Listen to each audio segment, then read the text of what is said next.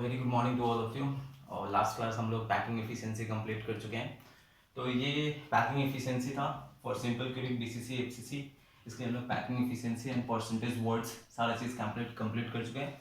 Examination point of view से ये हमें डायरेक्ट भी याद रखना है और प्रूविंग भी आना चाहिए, मतलब कैलकुलेशन भी आना चाहिए, कैसे कैलकुलेट करते हैं। तो सारा कैलकुलेशंस भी कंप्लीट कर चुके हैं।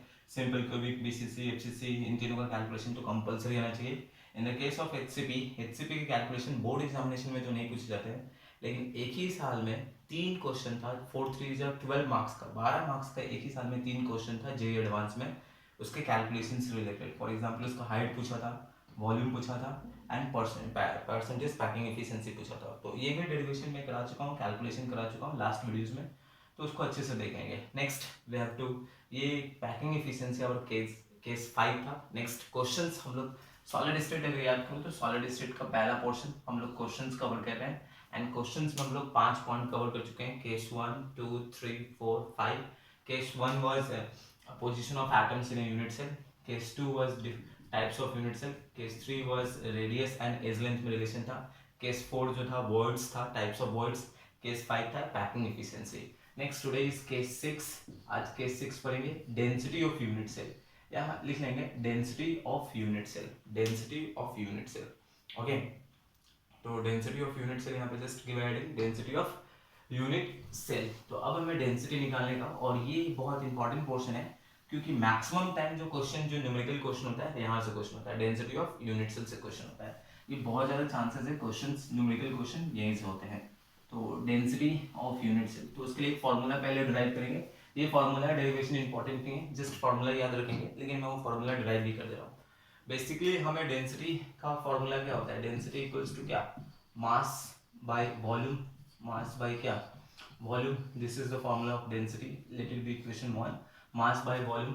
क्यूब है, it's a unit cell is in cubic form. इसके क्वेश्चंस हमेशा सिंपल क्यूबिक या बीसीसी एफसीसी के क्वेश्चंस होंगे, तो इट्स अ क्यूबिक फॉर्म।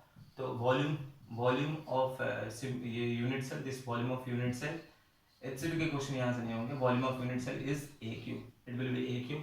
तो density equals to mass by volume, mass तो पता नहीं, अभी वॉल्यूम की जगह पे ए क्यूब डालेंगे। ओके, अभी next density becomes what, mass by a cube हो गया, ये पोर्शन हो गया। Let it be equation 2। Okay, ये इक्वेशन हमारा क्या हो गया 2। Next from the mole concept chapter, mole concept chapter first year में हम लोग पढ़े हैं। From mole concept, mole concept chapter से हम लोग पढ़े हैं क्या कि नंबर ऑफ मोल्स का बेसिक फॉर्मूला क्या पढ़ा है, given mass, given mass by में मोलर मास। तो given mass, given mass by में मोलर मास एम नॉट, ये पढ़े हैं। और we know that capital N number of atoms equals to small n into Avogadro number, ये भी पढ़े हम लोग। तो total number of atoms, this capital N is total number of atoms था, ये टोटल नंबर ऑफ एटम्स। तो अभी instead of total number of atoms in a unit cell, total number of atoms को सॉलिड स्टेट में हम लोग represent करते हैं z से। तो टोटल नंबर ऑफ एटम्स के जगह हम लिख सकते हैं z, total number of atoms in unit cell z, स्मॉल n, स्मॉल n की जगह मास बाय क्या, मोलर मास। ये पोर्शन नंबर ऑफ मोल्स के जगह मास बाय मोलर मास, तो यहाँ मास डिवाइडेड बाय क्या, मोलर मास इनटू कितना हो गया, एवोगैड्रो नंबर। ओके, अब यहाँ से मास, मास इक्वल्स टू क्या हो जाएगा, z into m not by में N A. Let it be equation 3, इस इक्वेशन को 3 मान लेंगे एंड इक्वेशन 3 को इक्वेशन 2 में पुट कर देंगे। Put equation 3 in equation 2, put equation 3 in equation 2 में पुट कर देंगे। तो डेंसिटी इक्वल्स टू, मास के जगह पे क्या हो जाएगा, z into M nought by में ये ए क्यूब इधर रह जाएगा इंटू एन है। तो this is the formula for density of unit cell. तो ये फॉर्मूला आ गया density of unit cell. B is density of unit cell, Z is number of atoms in the unit cell, A is equivalent volume of the unit cell, M naught is molar mass of the unit cell, जो भी elements हो गए या atom या molecule जो भी compound, Na is Avogadro number. तो ये डेरिवेशन इंपॉर्टेंट नहीं है, just you remember the formula, ये फॉर्मूला याद रखना चाहिए। लेकिन ये फॉर्मूला कहाँ से आया, तो ये इस तरह फॉर्मूला डिराइव होके आया है। जस्ट रिमेंबर द फॉर्मूला, ये फॉर्मूला याद रखेंगे, इसके बेसिस पे क्वेश्चंस होते हैं। तो क्वेश्चंस मैं सॉल्व कर देता हूँ, कुछ क्वेश्चंस मैं यहाँ पे सॉल्व कर देता हूँ। तो एक बार फिर से मैं बोल देता हूँ, we are calculating the case 6 is density of unit cell. Basically density का बेसिक फॉर्मूला है मास बाय वॉल्यूम। तो ये क्यूबिक फॉर्म में है, volume of unit cell is a cube, तो यहाँ पे डेंसिटी वॉल्यूम की जगह पे मास बाय वॉल्यूम, यानी वॉल्यूम की जगह पे ए क्यूब आ गया। Okay, from mole concept chapter हम जानते हैं number of moles equals to given mass by molar mass, and total number of atoms एक फार्मूला होता था, total number of atoms equals to number of moles into Avogadro number. तो instead of total number of atoms in this chapter we represents with Z, तो number of mole atoms capital N की जगह पे हम Z ले लेंगे, और number of moles के जगह पे मास बाय मोलर मास, इसको यहाँ पुट कर दिए, यहाँ पे एवोगाड्रो नंबर, यहाँ से मास निकाल दिए ये पोर्शन, और इस इक्वेशन को पुट करके यहाँ पे we got a formula d equals to z into m not by a cube into n। तो वी जस्ट रिमेंबर दिस, ये हमें याद रखना है, just remember the formula, no need to derive this portion, but लिख लेंगे ये सब चीज को अच्छे से लिख लेंगे। एंड अब क्वेश्चंस करते हैं, क्वेश्चंस कैसे होते हैं इसमें, तो ये formula put the value get the answer type का फार्मूला और क्वेश्चंस होंगे। ओके, रब करो इसको, लिसन, अब एक क्वेश्चन लिखेंगे, लिखो, silver crystallises in FCC unit cell, silver crystallizes in FCC unit cell with a age length of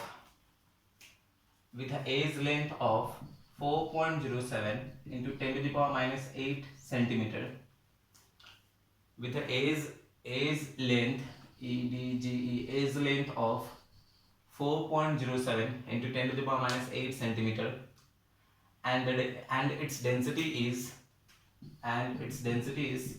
10.5 gram per centimeter cube, and its density is 10.5 gram per centimeter cube, then calculate the atomic mass of the silver, okay, तो this is a question, ये question जो होता है it's of 2 marks, ये 2 marks का question होता है, तो बोर्ड एग्जामिनेशन का क्वेश्चन है, तो 2 मार्क्स। लिसन, कैसे लिखना है, कैसे करना होता है क्वेश्चन को, फर्स्ट राइट द गिवन, ये पूरा गिवन लिखो, गिवन लिखा हुआ था FCC लिखा हुआ था, FCC यूनिट सेल, FCC से पता चल गया Z का वैल्यू कितना हो गया, 4 हो गया, विच एलिमेंट्स Ag दिया हुआ था सिल्वर, तो सिल्वर दिया हुआ था, silver element, and edge length दिया हुआ था, edge length is 4.07 into 10 to the power minus 8 centimetre, ये पोर्शन दिया हुआ था, density is given, this value is 10.5 gram per centimeter cube, this is given, density is given, तो we have to calculate molar mass, तो ये portion,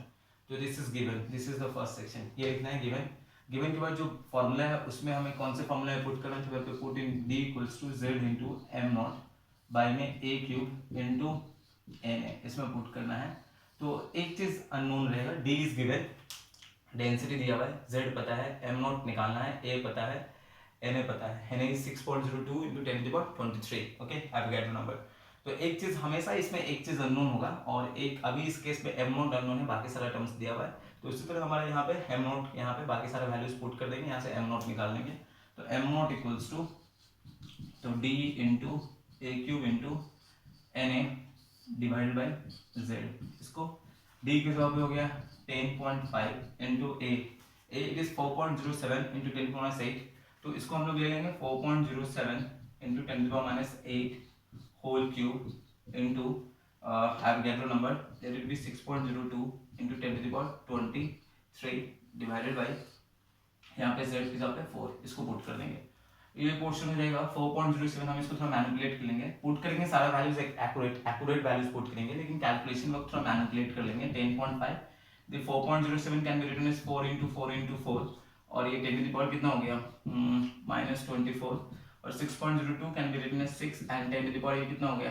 23 divide by 4, तो 1 4 से 1 4 cancel हो गया, 24 और ये पोर्शन कैंसिल, माइनस हो जाएगा 10.5 into 16 into 6 into 10 to the power -1, तो ये वैल्यू हो गया, तो हम एक्यूरेट वैल्यूज पुट करेंगे, लेकिन मैनिपुलेट तो यहाँ कर लेंगे, 4.07 को 4 ले लेंगे, 6.02 को 6 ले लेंगे, ऐसे कैलकुलेट करके जो भी आंसर आएगा it will come, I think silver है, इट विल कम 108 के आसपास आएगा, देख लेना, it will come 108 U, okay, तो ये जाके पूरा 2 में 2 मिलेगा। अब मार्क्स डिस्ट्रीब्यूशन सुनो, जो ध्यान सुनो, मार्क्स डिस्ट्रीब्यूशन, ये गिवन लिखना है, ये गिवन लिखने पे बोर्ड एग्जामिनेशन में this is of half marks, given लिखने पे हाफ मार्क्स होता है, ये डेंस जिस फार्मूला में हमें पुट करना है वो फार्मूला हमें लिखना होता है, this formula is of half marks, ये हमें लिखना पड़ता है, फिर हमें ये कैलकुलेशन से हिलाना पड़ता है, कैलकुलेशन के लिए हाफ मार्क्स होता है, and last one is for unit, unit के लिए हाफ मार्क्स होता है। तो ये सारा चीज अगर गिवन मिस कर दोगे, सिर्फ यहाँ से लिखोगे तो हाफ मार्क्स कैंसिल हो जाएगा,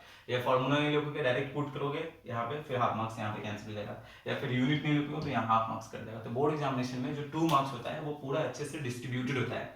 you have to write the given portion, जो क्वेश्चन में दिया हुआ है उसको लिखना पड़ता है, फिर जिस फॉर्मूला में पुट कर रहे हैं उस फॉर्मूला को लिखना पड़ता है, फिर कैलकुलेशन दिखाना पड़ता है, and finally if you got the answer then you have to write the unit लिखना पड़ता है। तो ये सारा चीज लिखोगे तो जाके पूरा 2 आउट ऑफ 2 मिलेगा, नहीं तो मार्क्स कटेगा। ओके, तो this is the question for density. तो डेंसिटी के बहुत सारे क्वेश्चंस बुक्स में है, तो उसको कंप्लीट कर लेना। नेक्स्ट क्लास हम लोग बहुत सारा क्वेश्चंस और भी करेंगे। अभी write down some questions note कर लो। एनसीईआरटी एक्सरसाइज क्वेश्चन जो कंप्लीट करना है 1.10, 1.11, 1.13, 1.15, ओके, एक्सरसाइज क्वेश्चन थे ये सब। और एग्जाम्पल में 1.1 से 1.5 तक, एग्जाम्पल 1.1 से 1.5 तक, एंड इंडेक्स क्वेश्चन कंप्लीट करेंगे 1.16, 1.17, 1.18। इतने सारे क्वेश्चंस को कंप्लीट करो। अगर कोई क्वेश्चन इसमें नहीं बन रहा है तो just right in the comment box, मैं उसको नेक्स्ट क्लास करूँगा, यहाँ पे बोर्ड पे करूँगा। तो जो क्वेश्चंस नहीं बनते just right in the comment box, या आंसर्स नहीं आ रहा है तो उसको कमेंट बॉक्स में लिख दो, नेक्स्ट क्लास हम लोग कंप्लीट करेंगे। ओके, तो यहाँ तक अच्छे से कंप्लीट हुआ, 6 केस हम लोग कंप्लीट कर चुके हैं। Next class we will continue with this case 7। First complete this questions, ये सब क्वेश्चंस कंप्लीट करो, क्योंकि डेंसिटी के क्वेश्चंस बोर्ड एग्जाम में होने का मैक्सिमम चांसेस है कि क्वेश्चंस यहीं से होगा। Okay, thank you.